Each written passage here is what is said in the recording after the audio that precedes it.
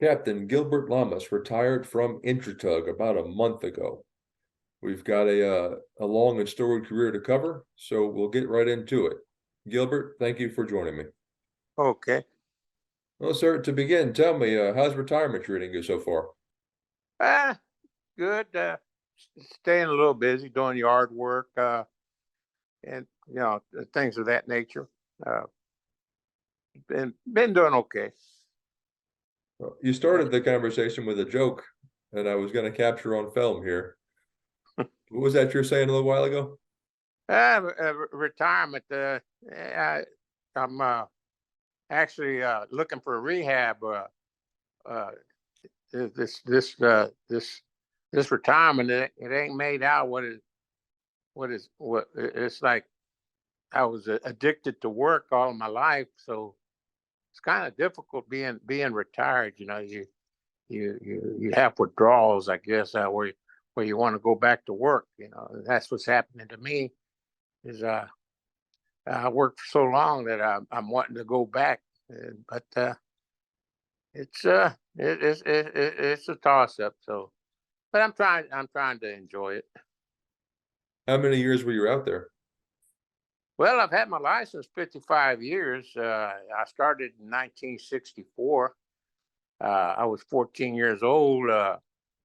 Started working a summer job for ghost and dredging out of Corpus Christi as a deckhand at the age of 14. During the summer months, prior to that, I was picking cotton out in the field. My mother was a migrant worker, so we did a lot of cotton picking back then. Where about? All through South Texas, down here in Corpus Christi area. We'd go up as far as San Antonio and then come back down. My mother kept us pretty busy. When we weren't in school, we did a lot of stuff. Basically, for us, it was a little bit of school and a lot of work. Well, tell me about your childhood growing up as a migrant worker, and I guess how did you end up in the industry? Well, my grandfather was a seagoing farmer. I don't know if you've ever heard the story about the seagoing farmers. My grandfather, my dad's dad, he used to farm the islands between Rockport and Ingleside, all these little islands that they got out here on the south side of the intercoastal waterways. And he used to farm Goose Island, which is now a state park in Rockport, and all these other islands. And then he'd load them up on wood barges and put his old truck, take the tire off, and put a belt on it and paddle wheel barges back to land and sell his produce. And that's basically how we got started in the industry back in the. My grandfather was back in the late 1800s was doing that, and then my father worked on a dredge until he retired. He spent about 45 years, and the same with my grandfather. So we come from a long line of seamen and farmers. Tell me about this paddle wheel that was transiting produce across the channel there. Well, my grandfather did that. Of course, this was way before I was born, but that's how they would move their product. They would use little wood barges, and they'd load their produce on these little barges on their trucks. And they'd take the tire off the back and put a belt on it, belt driven, and then they just bring it. They paddle it across. That was one of their ways of transporting their products from the little islands. They did that, and then my grandfather was a big farmer down in this part of the country for years, and he was an asset to the community. And of course, he passed away back in the '60s, but he farmed this whole area for a long time. and I could say my father worked for the dredging companies, and it took him quite a few places. You know, he retired from being dredging after about 40 plus years on the dredges. Did you finish schooling in the 8th grade? I dropped out. I dropped out in the 8th grade, uh, and we would go to school, you know, 1 or 2 days, and then we'd go work in the fields, or we'd go to shrimp. We'd either work in the fields or we'd go to the shrimp houses and head shrimp. There in the Aransas Pass in Ingleside, they had it was either a farming community and a fishing community. So we did both. You know, we stayed pretty busy as young kids. Our parents were not educated, so they were more into making us work than getting us through school. So myself and my other two brothers, my older brother and myself and my younger brother, we didn't finish school. We went to work on the boats, and my brother got drafted. My older brother got drafted into the military, and he retired from the military. What did he do in the military? Was that during Vietnam? Yeah, he did. I believe he did 2 tours of Vietnam, and he spent 24 years in the Army, and he finally retired. And he lives up in Washington State. Well, getting back to you, you said 14 years old, I guess, fresh out of 8th grade. In 1964, you go to work on a dredge. Tell me about that first job, your introduction to the industry. Well, at the age of 14, you know, I started out as a deckhand, and by the time I was 15, I was already running a boat, little tender boat, little small boat. Uh, and you know, I stayed with that company. I think until I was about 16 or 17, and went to work for Lloyd W. Richardson as deckhand. And you work the deck, and you run a boat, and you did a lot of things, and you just kept climbing the ladder, you know. And I found it a lot easier to work on the boats and to be out in the field, you know, chopping cotton or picking cotton. You know, I mean that was our lifestyle back then. You know, I come from a big family. Our family, my parents had 12 kids, so you know, the older ones, us that were older, we spent our time working. Did any of your other siblings go into the industry as well? All of us did. My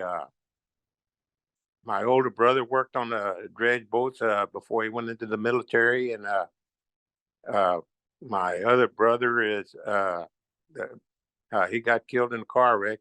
He was also working on the dredges. He went overseas working on boats. Uh, I got a little brother. My other two little brothers. One of them broke his back in New York working on the dredge, and he's totally disabled. Lives up in Alabama. And then my little brother, he's a licensed captain, and he works up in New York. You said one brother went overseas for work. What did he do over there? He was a mate on the dredge. He worked. He worked for being what is it, Bauer Dredging, I believe it was. No, let's see. No, my little brother, the one that got killed, he worked for Bauer Dredging in Brazil. He was working in Brazil, and then when he got back, he got killed in a car wreck. And my other brother, he was working in New York for I believe it was Great Lakes when he injured his back and retired. So all of us basically have been in the industry our entire lives, you know, working on boats. And when did you make the jump over to tugboats instead of dredges? When I turned about 18 years old, dredge boat that was way hard work, you know. And then I just started working on boats. I just gradually went from one company to another until I learned the business. I worked just about for a lot of different companies through the years. And not a whole bunch, but I worked for a couple of them. I worked for the three major dredge companies in the country, and then I worked for a few boat companies that are no longer around, but used to be major players in the industry years ago. Well, let's get into your career on tugboats. How different was your deckhand job on tugs versus dredges? On dredges, working on dredge boat, uh, you did mechanical, you ran boats, you worked shore, putting in pipelines and things of that nature. I mean, you're digging mud and water and putting it on shore. So it was a dirty, nasty job. I mean, basically it, and it was just really hard work versus working on the boat, push barges, tow lining. I did a lot of tow lining in my earlier years, uh, and then I went to pushing barges. In the earlier years, when I first started on the intercoastal, there was very little barge pushing. It was all tow line. Basically, everything you did was tow line. Uh, we would tow line from Bolivar to Brownsville. We'd tow line 4 empty barges and load them up in Brownsville, and then bring them back on a tow line. There was no pushing. It was everything was towed. How different was that to control?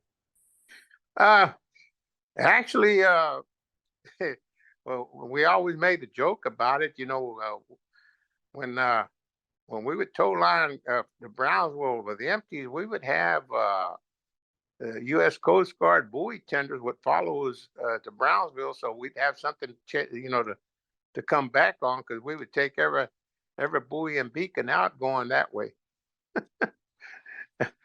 But no, it just depended. When you put your tow line on a barge, uh, we would put our tow bridles on.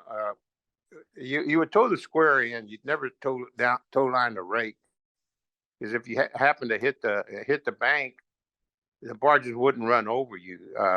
You know, Too many bad things happen when the rake runs over you and you're tow lining empty. Uh, Versus if you're towing a square, that square hits you in the back. Your barges won't run over you. They'll push you aground, but they won't run over you. So that was one of the things that we used to do. And then with the wind, to help us keep the barges up into the wind, we would drop one of the bridles off of a timber head and just put both bridles on one timber head, and that would help us hold the barges into the wind. Yeah, and we did a lot of whipping. I don't know if you've ever heard the term whipping. That's where you drive straight up into the wind, and then you veer down and pop that empty, and that the stern of your toe would pop up into the wind, and she'd hold up high for a little while, and then you'd have to do it again. Uh, you'd do the same thing when you were meeting somebody. So, but those are little techniques that we learned when we're tow lining. Did you have the transit locks tow liner? Oh yeah, yeah. How does that work? Well, very simple. You go in with your toe. You enter your locks, and then you stop and lay your toe on the fendering system on your lock wall, and then you just drag it through. Just make sure you ain't got no notches that'll hang up. But she'll go right through. We never use tailboats. It's just drag them on through. It works simple. Well, walk me through your career on tugs, your journey from deck to mate, maybe, or up to the wheelhouse.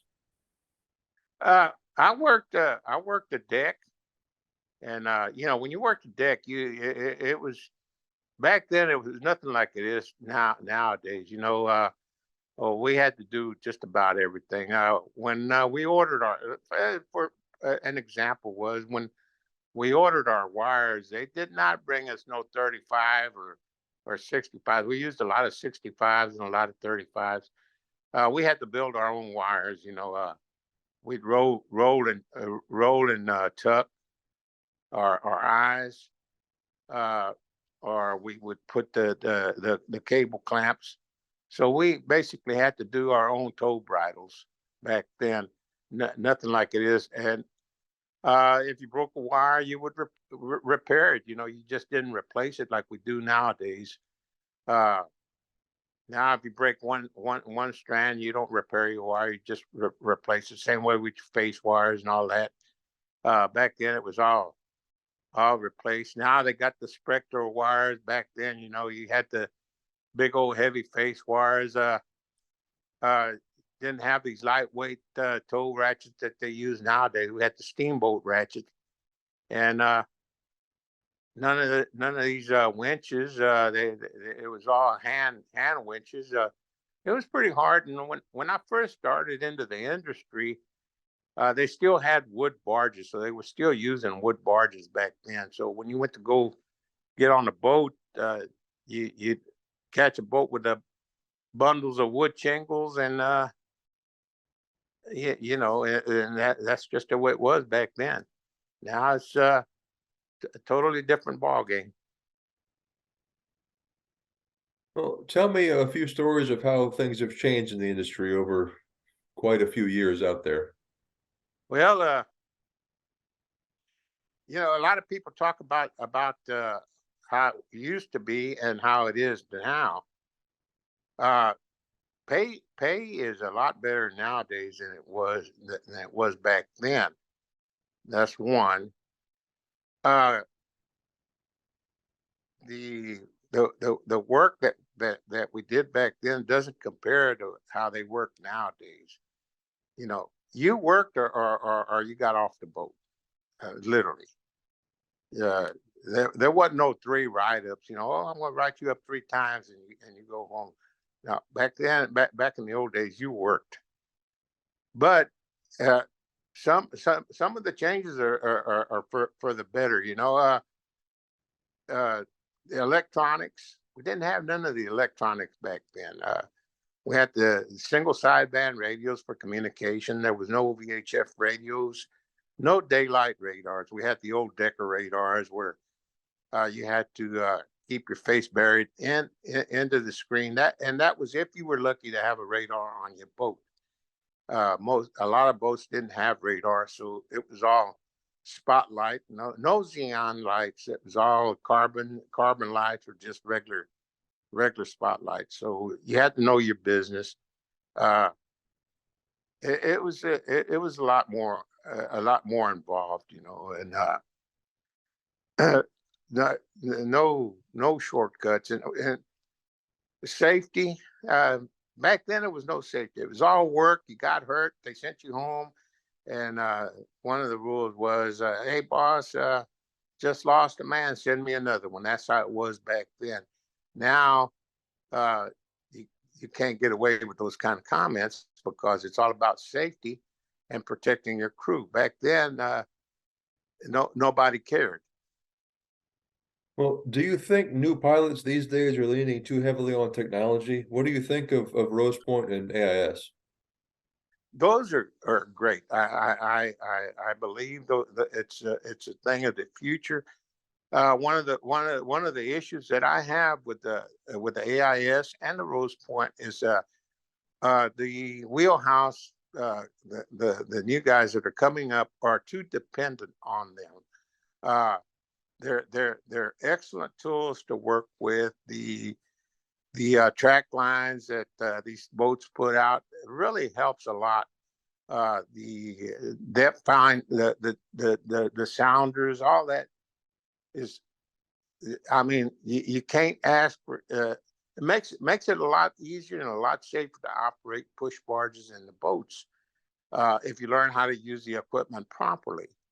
We didn't have none of that back when I started, so even if you were still a very skilled and proficient boat operator, you still had a lot of groundings and a lot of damage to boats and equipment. Now you don't have that as much.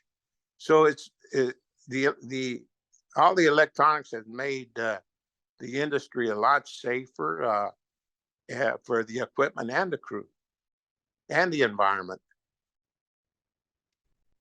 About what year did those come into play? The changes started in the I would say in the early '80s is when all that started changing. And the only you know, they say all major disasters or major incidents always create a change in the industry. Well, you know, those you hate to say it, but some of those did help a lot. You know, uh, the incident they had in Mobile where that guy run over that bridge and had that train go into the water. They required the radar endorsements after that. Well, that was a big help to the industry because prior to that, people didn't even know how to use radars. So the same way with the AIS when they first started coming out with the chart plotters. I remember the first time I ever used a Captain Voyager. Uh, uh, you know, that was one of the greatest things that you could come across with. You know, because all of a sudden you can see who's coming at you, and you don't have, you know, uh, you know, especially in a bend or something before you get there, so you can plan where you're going to meet. But on the bad side of it is now you can call like we used to, you know, a boat at mile so and so, and they would answer, you know, and you would make passing arrangements. Now you can call mile boat at so and so, and he won't answer unless you read his name on your chart plotter. Then he'll answer you. So that's one of the fallbacks with the AIS and your chart plotters. Tell me maybe the goods and bads of the industry when you first got on tugboats, and then maybe what's changed now. What's good and bad these days? Well, the bad thing back then, you know, was uh, the the the the way things were run back then. You know, hey, you would go to a boat and you get on a boat, they'd have 20 or 30 cases of beer. You know, there's a lot of alcohol and a lot of drugs was going on back then. No drug screens or alcohol tests. You know, they would tell you, hey, you can drink 3 beers when you get off watch and all that. But that's the way it was back then. Well, all that changed after about I guess that started to change back in the well, I'm going to say early '70s. They started doing away with that, and then they started the drug screen. So that was a bad part of the industry back then. Also, the bad part, you know, the companies would go and it over to the prisons, and they would hire people that had just come out of prison, and you didn't know if they had been in there for 25 or 30 years for murder or whatever, you know, and they would get hired out as deckhands and bring them right to the boat. So that was rough back then because you didn't know who you were working with, and they don't do that nowadays. So that's a good part of the industry. Drug screens, the tough physicals that they give, all of that has really helped the industry. You know, a lot of people disagree with me, but I'd rather work on with a company that's got people that are not doing drugs or stuff of that nature. You know, it makes it a lot better and a lot safer for the whole industry. Well, tell me about your first time at the Sticks. Oh, my first time at the sticks. Well, it depends on how you say it. my first tow line job is was towing the dredge. Let's see, trying to think of the name of the dredge, but it was for ghost and dredging. And I towed it from Port Mansfield, Texas, to Corpus Christi with an outboard motor, 125 horsepower outboard motor, down the intercoastal waterways. Brought it from Port Mansfield to Corpus Christi on a tow line with a little bitty skiff, and we tow that thing with the current. We'd catch the tide when she was running to the east, and took us 2 weeks to get to Corpus. But that was my first tow line job. So I guess that would be my first time at the sticks. I was about 15 years old when I did that. How about on a tugboat? On a tugboat, my first job was with Brown and Root, and we were doing the gravel barges out of Matagorda Bay. We tow lined them from Matagorda Bay out to the moorings, and they were of course there weren't moorings back then. They had dead men out there. And you go tie them up on a dead man, another boat come and pick them up, and all we did was just drag them out of the bay and tie them up there. But that was one of my first jobs, which was Brown and Root, and of course, in that time span, I worked for Brown and Root and Ellis Barge Line and Alamo. Well, paint me the picture. You get up to the wheelhouse your first time cut loose. My first job in the wheelhouse, and like I said, it was all tow line. It was with Brown and Root doing pulling rigs and barges and all that. Corpus Bay, Aransas Bay, Matagorda Bay, all them little bays. That was my first job in behind the sticks. And then after that, it was just I worked for Ellis Barge Line in Alamo. Worked on the old Linda Ellis and the Joan Ellis and the Pop Ellis. Spent a couple of years with that company until they went under. They actually sold out to Ellis Barge Line at that time, sold out to Alamo. So I went to Alamo Barge, and they sold out to Hollywood Marine. And I went, when they sold out, I went to Stillman Transportation, worked for them for a while. So, it's just, it was just one step at a time. Most of these companies, a lot of these companies, they only, they say, well, why'd you change out so many different companies? Back then, these companies would, you'd get hired on, and you work for a couple of months, a year or less, and they'd slow down, lay you off, and you go work for somebody else, and then they slow down and lay you off, and you go work somewhere else. And you had a family to feed. You just kept bouncing around from one company to the other. I worked for the same companies 3, 4, 5 times. It's like you didn't get fired. You just got laid off. They boat to lose a contract. They didn't have a place for it to put you on on the other boat, so they lay you off and you just go work somewhere else. But a couple months later, they bring the boat out and then you go right back. So yeah, I did that a bunch of times. How long into your career before you came east of Houston? I let's see. Actually, I started going that way back in the 70s. So I trained I trained with Ellis.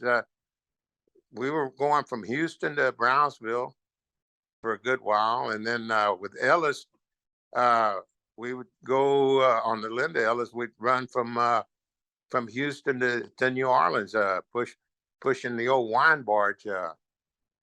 That's where Alamo got the nickname, the wine line, because we pushed that Gallo wine barge from Houston to Wynetta wine docks. Where was Wynetta? That Wynetta, that was that wine dock up there at St. James on the river. Okay. Well, do any good stories of your time out there on the water come to mind from maybe Alamo forward? We have a whole bunch of good stories. When I was working for Alamo Bars Line, we had a lot of deals. Some of them were family oriented. I imagine a lot of people went through things of this nature with their family. You have, you go to work and you work, and then you go home. So there's a lot of things happen. It's just like working for Alamo Bars. I can still remember the first time that I pushed. We had four empties, and we took off, and we were going to Brownsville, and we had them on tow line. The captain come up, and I was just a green pilot back then.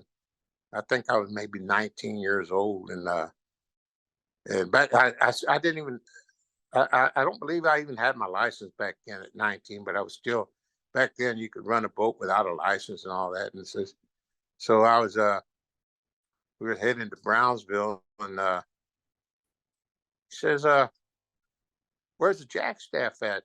Can't you see the back of your toe?" He said, "Well, I forgot to put it out, so we had to stop so that we could put our jack staff out." And now you put a jack staff on the head of your toe. We used to put a jack staff on the back of our toe. So things have changed quite a bit as to how they used to be and how they are now. How about your time at Hollywood? Anything come to mind, especially memorable? I never worked for Hollywood. Uh, when they sold out, I went somewhere else. I've never worked for Hollywood or Kirby, but I worked for other companies. I don't have nothing bad to say about Kirby or Hollywood. They were both excellent companies to work for. Uh, Working for Delaware Marine and Deloach Towing, which were the same companies. I worked for the old man that owned Delaware, which was the original owner.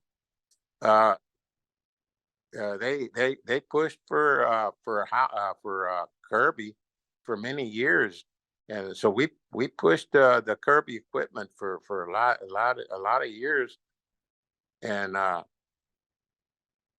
they all of these companies that I've worked for, I have nothing bad to say about them. They were all good companies. They treated me good. Well, fill me in on some good highlights of your career from with Delaware, Deloach, and then Intratug. Uh, well, let's see. With Deloach, uh, I had some very good times over there. I worked with the Z Dave and A Dave and Kenny and Doug, and then I worked with A Dave and Z Dave's dad, the old man himself. I worked with them.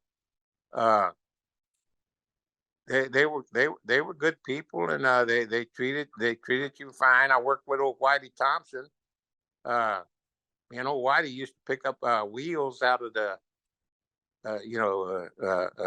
rudders.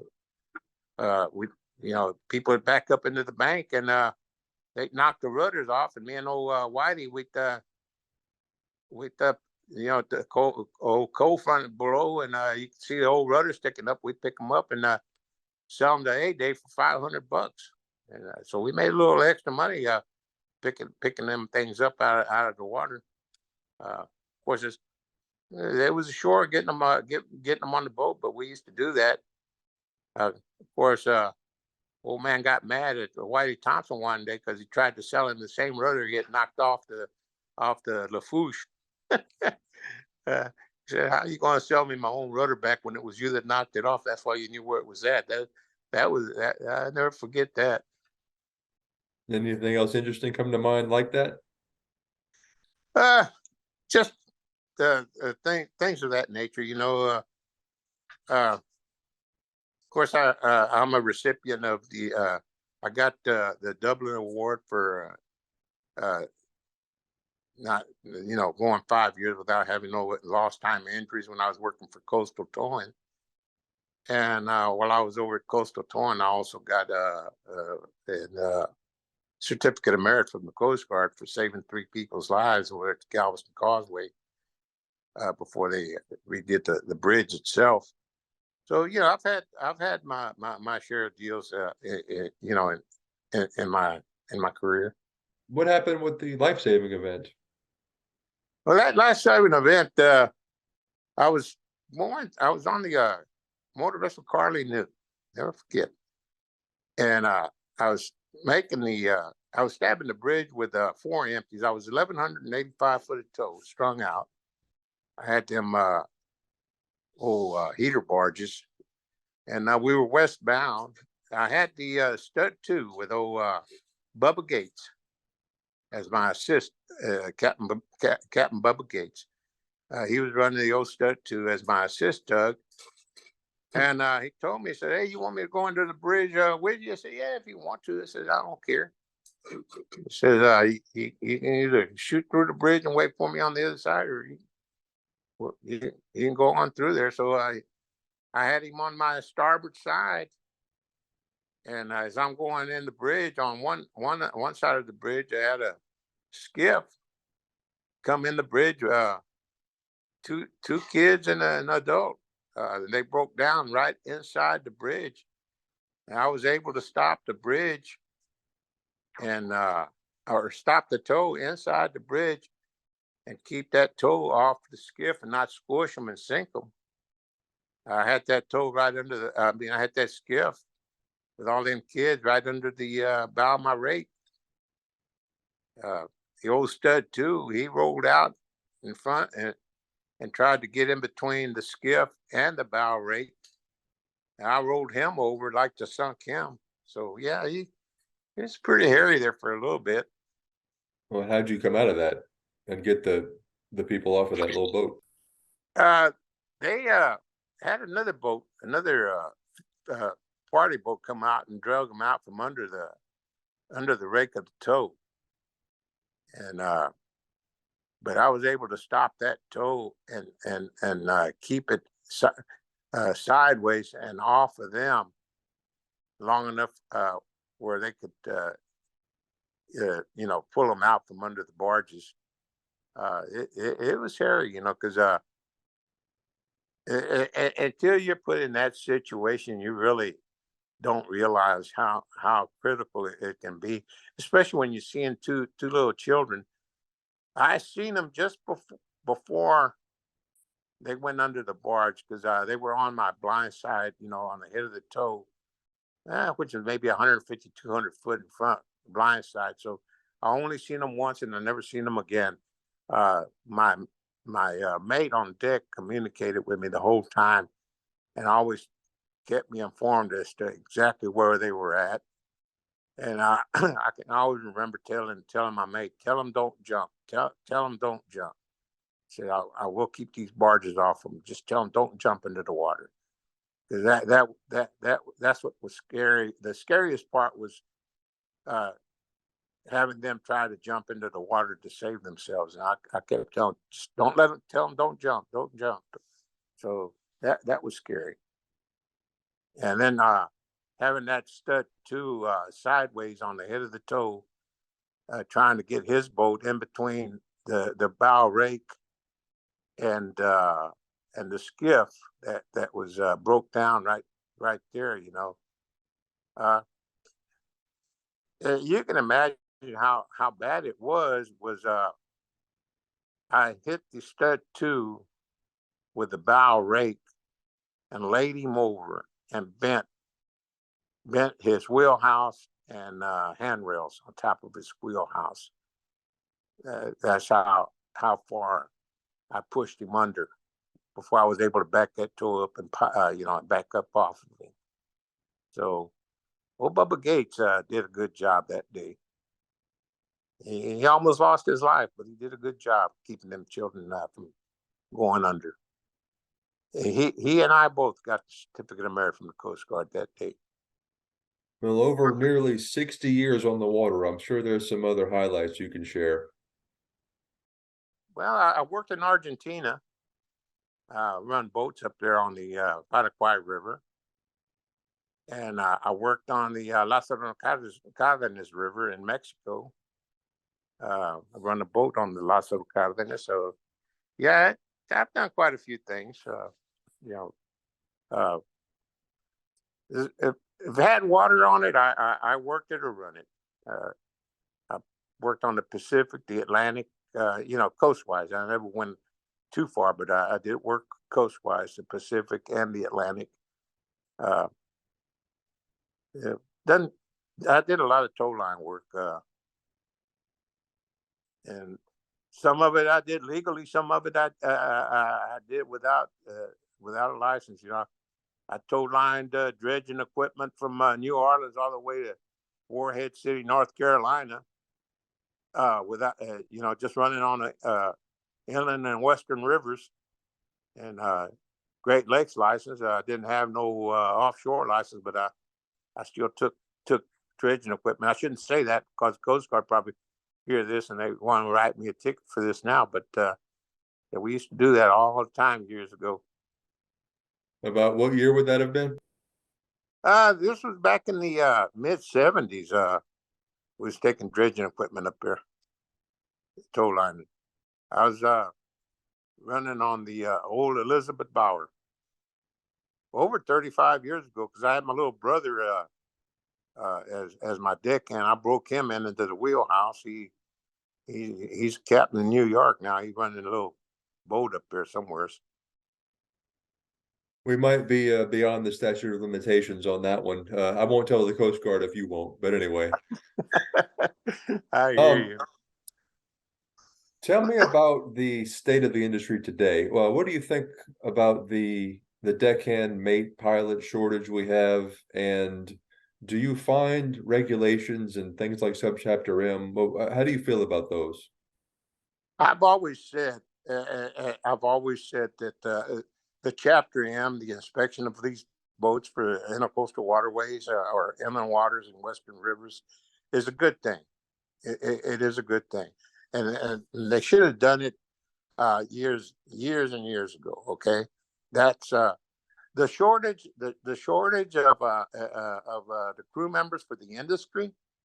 The companies can only blame themselves for that. Okay, because of the shortage. They failed to recognize the the industry and the training. They should have been more diligent in their training and bringing people on, and they wouldn't be faced with this. This is not the first time that they've had this issue. Back in the '80s, they had a shortage of wheelhouse, and it's like that old saying back then was wheelhouse training is good, and that's the way it was. I mean, they were turning a wheelhouse loose left and right. I mean, and all of a sudden it just stopped. So they they were turning people loose back in the '80s that didn't need to be in the wheelhouse, and so they rushed them out because they needed them, and then they just shut the whole process down. They kind of stopped on that. But yeah, I believe, and I'm a strong believer in proper training. Makes it for the industry to be a lot safer. What caused the abrupt stop in moving people to the wheelhouse? Uh, I would say the job slowed down. The job slowed down a lot. You know, uh, they've had through the years. They have good periods and they have bad periods. The industry slows down and then it picks back up. And it slows back down and it picks back up. It's done that several times. And uh, I had an advantage over a lot of other individuals that were in the industry. I when I first started, I started out on dredges. So whenever they had a slowdown in the towing industry, where where barge traffic actually slowed down, and I would get laid off, I would always go back to work on the dredges. Uh, Several times I went to work. They had a company up here in Aransas Pass, Lord W. Richardson, and they had 3 or 4 dredges. And I would, whenever they had a slowdown, where the industry would, I would come in and come to work on a dredge, and I'd run a little tender boat for 2 or 3 months. And then the industry would pick back up, and I'd go back pushing barges. So I did that, several times through the career, but a lot of people didn't have that choice. But you know, getting back to the training, they it was the industry that dropped the ball. They overtrained too many people into the wheelhouse that were not qualified. Had way too many incidents because of that. So then they instead of trying to fix their problem, they just shut it down. And now they're faced with the problem that they don't have enough people into the wheelhouse. Plus, the people just don't want to train anybody no more. You go to a company and you only got maybe one individual that is qualified to sign somebody off. Uh, it's crazy. Do you remember pilots agree? Yes, sir. Yes, sir. I sure do. Uh, that was a that was a good thing and a bad thing. I was working for Coastal when they went through the pilots agree. That was they started out as a good thing and it ended up as a bad thing. Where they made their mistake was they tried to go union. You can't go union in the states where we have a right to work law. That just does it doesn't work, and that's what happened to pilots agree. They tried to go union after they told the guys that were signing up that it was not going to be union. They went union, so or they tried to go union, and it just didn't work. Well, I've only heard of it. I don't know much about it. Tell me what the whole idea was, when it started, why it started, and I guess where it ended up. Well, when they first started, pilots agree. It started on the river, and it and then it just worked its way down, and it was supposed to be for pilots. Okay, and basically what it started out as was to try to get the Coast Guard off of the wheelhouse personnel. Okay, so hey, let's all get together and form this pilots agree, and we'll stop all these regulations that they're throwing at us. Is not right. So that's what it started out as. So as people started signing up, then they said, hey, let's fight for better wages and better benefits and better this and better that. And so they said, let's all do this, but at the same time, let's bring in all the deckhands. Well, then it was no longer a pilots agree. They all of a sudden they're bringing in all the deckhands, and they say, well, let's bring in the offshore people too while we're at it. So they went ahead and then started with the offshore people. So all of a sudden, and then they said, well, let's fight for better wages.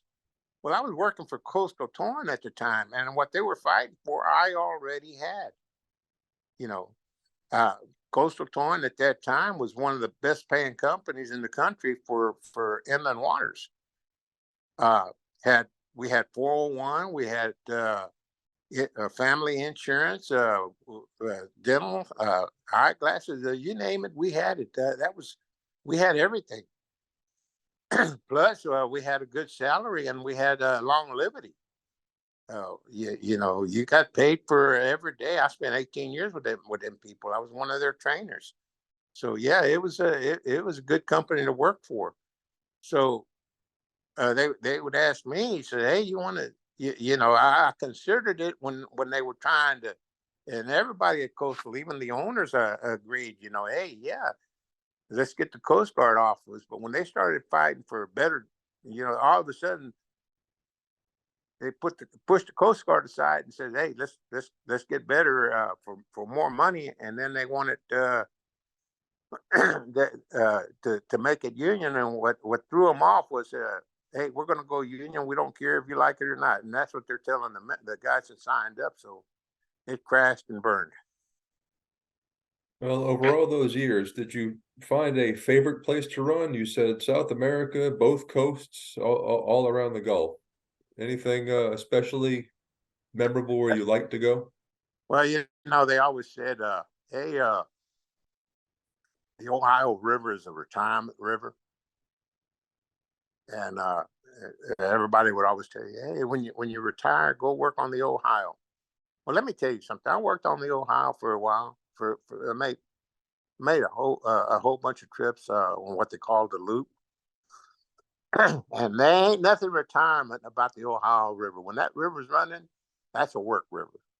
And they got plenty of bridges and plenty of locks to make. So that there ain't nothing to retire on that river.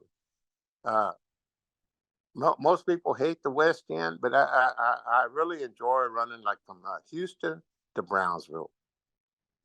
Rio Hondo, Port of Harlingen. Those. I trained on this West End, and it's it's a lot better running. The West End.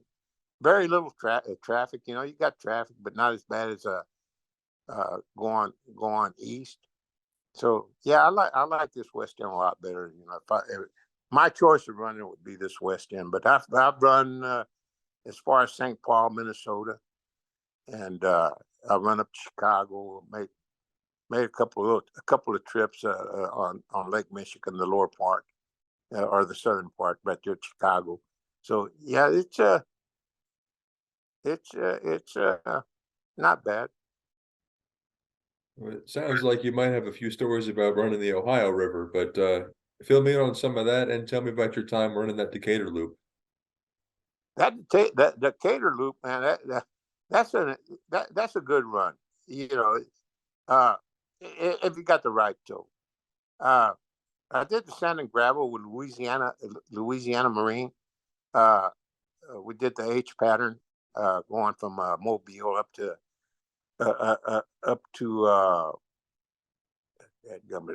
trying to think of the name of the place, but we did the loop. We'd run up there and then we'd come back, run up to Decatur and then come back. Uh, I did the Decatur run, working for Higman a few times. So yeah, it's not bad. It's like everything else. Things go good or things go bad. What goes bad is when you run aground, or you lose your steering and you make a 380 in a narrow river, and that's a little scary. But other than that, hey, it's like anything else. Towboating is towboating. You push or you pull. Well, as a retiree in your early 70s, what do you think about the industry you've now left behind and where it stands today? Well, as far as the industry is concerned, I I I think it's for the better. And the reason I say for the better, uh, when I first started, in the industry, uh, it was a high risk job. There was a lot of people getting injured and a lot of people getting killed in the industry. Literally, I mean, boats were sinking left and right, uh, and people were losing their fingers, their arms, legs. I mean, and just literally getting killed in this industry. And so, yeah, and now you don't, you still have people that get injured or get killed out here in the industry, but not as much. Uh, the safety, you know, back then we didn't have fire drills or any of that when I first started. It was just go to work, push your barges, pull your barges.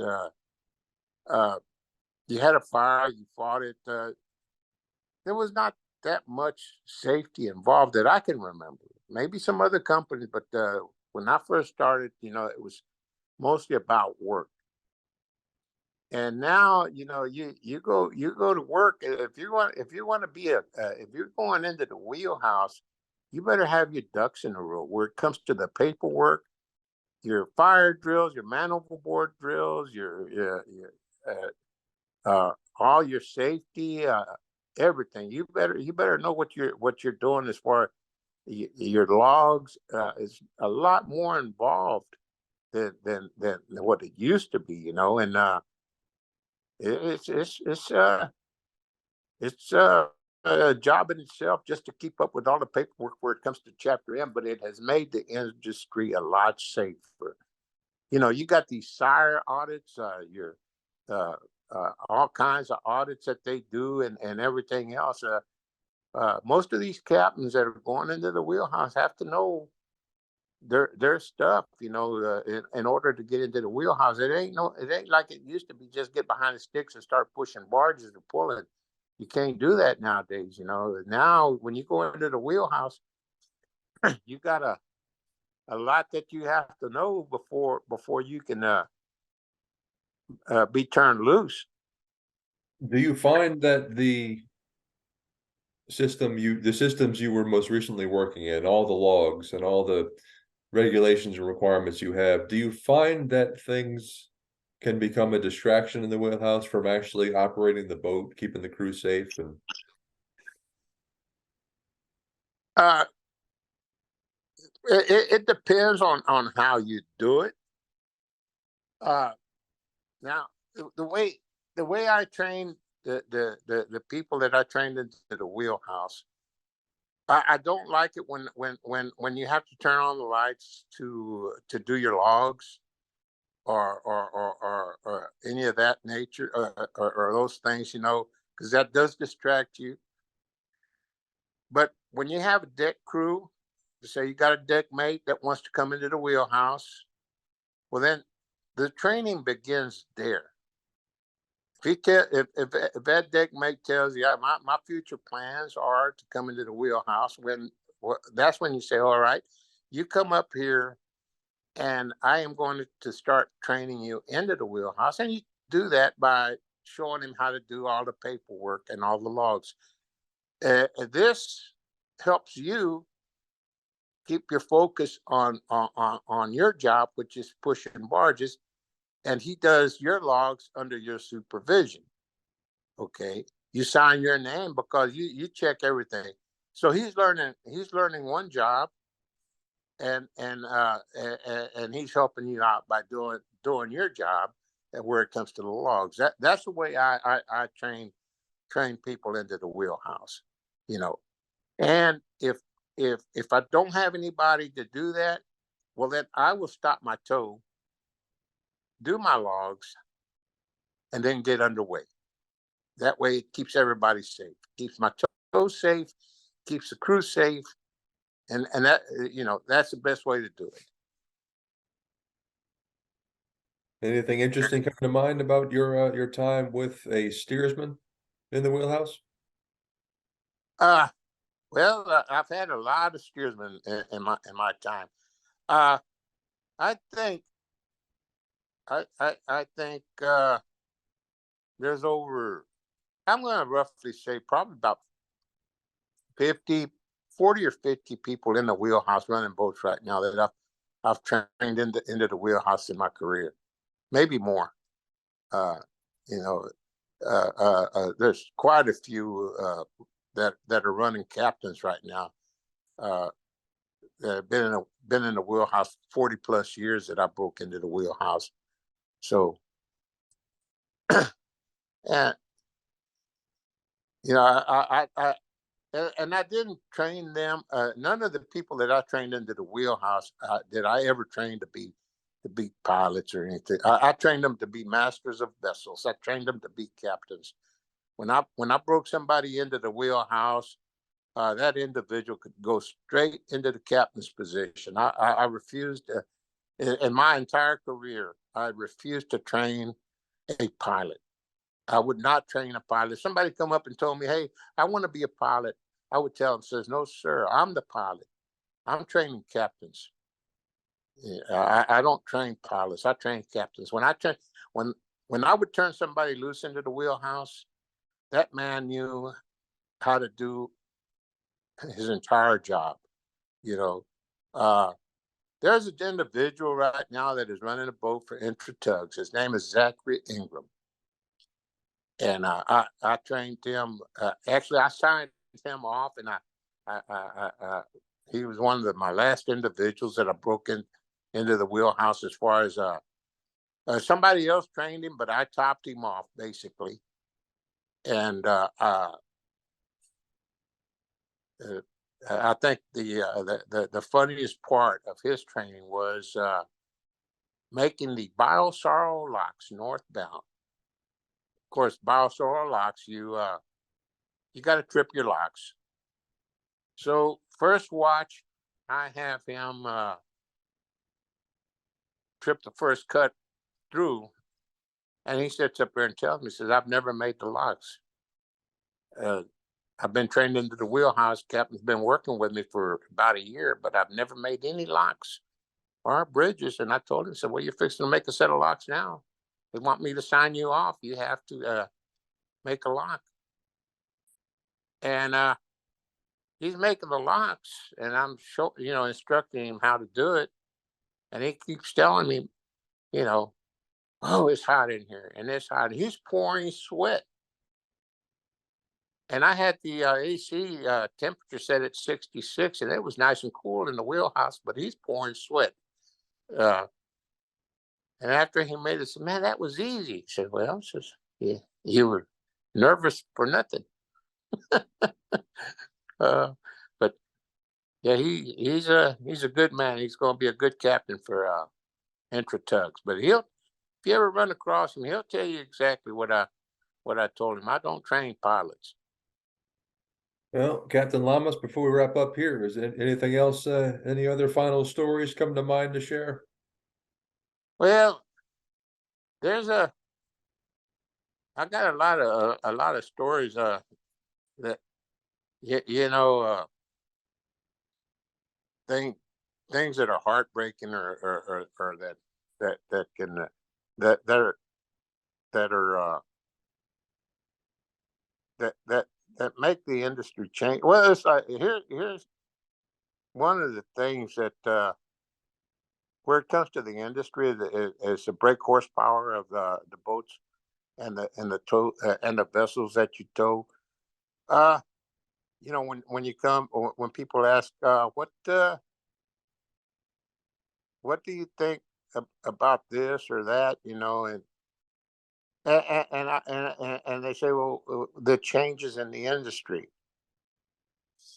When you're pushing up the Atchafalaya River with an underpowered vessel, pushing three loads, going from let's say Morgan City to Croc Springs. I was working for Stillman Transportation on the Christine M, and we had three loads going up, and we had the I can't remember the name of the boat, but he was running ahead of us, and never forget, underpowered vessel in the high river. and he's got 3 loads. And this is what when you say, well, the industry has changed for the better, because now in order to run any area, you have to be posted for the areas that you run. That back then you didn't have to be posted for anything, and now you have to be posted in order to run an area. The Coast Guard requires you, in order to get turned loose, to be posted for the area. Uh, this this boat is running north, and I-10 bridge. He goes under the wrong span and gets sideways. He was northbound, gets sideways under the bridge, rolls a barge over. The pilot and the tankerman drown, and we're behind him, and we catch one of his barges and put it alongside our tow. We tied up in the trees, and we were like 10 miles behind him when we catch him. So you stop and think, what kind of changes has the industry made since that incident happened? We have more power on the vessels pushing barges on the intercoastal and the river nowadays than we did back then. Back then, you're pushing 3 loaded 30s or 20s or whatever it was, all barges with a 1200 or a 1400. Now you can't touch them kind of barges with less than 2400 horsepower. That's the boats that are pushing these barges now. So you got the power to do with these barges what you need. Changes in the industry that the Coast Guard has done, or the Corps of Engineers or whoever, that's made the industry a lot safer and a lot better. The anchorage that they used to have below the Port Allen locks. As soon as you come out of the locks, they had a ship anchorage right below the forebay. Had a boat come out of there, I was just happened to be behind him. And when you talk with a pilot for hours on your shift, and you're behind him, and you follow him from Houston all the way to the Port Allen locks, and I don't remember the pilot's name, but I remember the incident because I talked to this gentleman. I talked to him about his family and his job, and how he liked it where he was working at and all that. And I'm with Stillman Transportation, and he goes out to Port Allen locks, gets sideways trying to turn northbound in the river in high water, and he hits the anchor chain with his boat and rolls the boat over and kills everybody on that boat. Those are the incidents that I remember.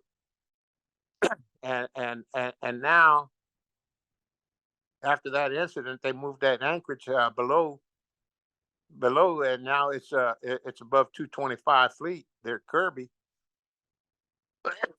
So yeah, some changes are for the better, some are for the worse. But those are some of the stories that I lived through, that play in my mind. Yeah. Well, what kind of things changed for the worst? For the worst, not much. I'll be honest with you, because everything has been for the better. The worst was back then. We got better boats, better regulations, better safety. Uh, the crews are better trained. They lack in some areas. Where it comes to some things, but uh, uh, you know where it comes to the training, they are better trained nowadays. Uh, as far as electronics is concerned, we didn't have none of that when I was coming up. Now it's all electronics. I think it's a lot better, really a lot better. Well, and finally here, I don't know if I know any other pilot that has run the Atchafalaya. Tell me about that run from Morgan City all the way up. Have you gone all the way up to Old River? Oh yeah, yeah. I've been all the way up to Old River, and then uh, I worked up in Monroe for a bit. But But yeah, I've been all the way up to Old River. How is that It's run? very, it's not bad.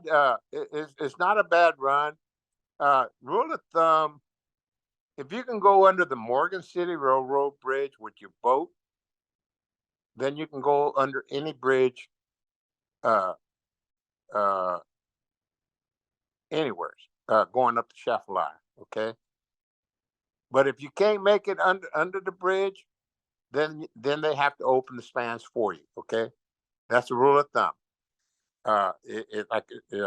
If you can make that Croc Springs Railroad Bridge, if you can make that Croc Springs Railroad Bridge with your boat, then you can make the rest of them.